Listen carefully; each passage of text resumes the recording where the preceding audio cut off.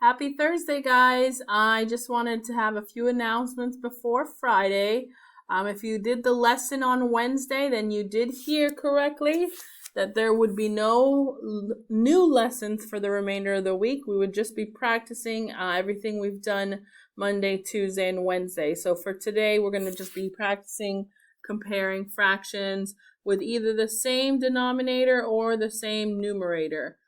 I just wanted to also announce that tomorrow, Friday, is our weekly Big Blue Button meeting at 11 a.m. And the theme for tomorrow is Crazy Hat or Hair Day.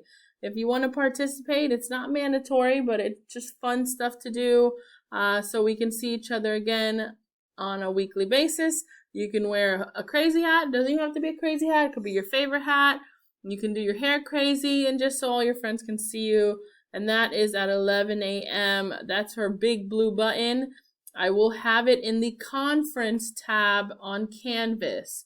So you log in like you usually do every day, and then you hit conferences, and you should see the meeting for tomorrow.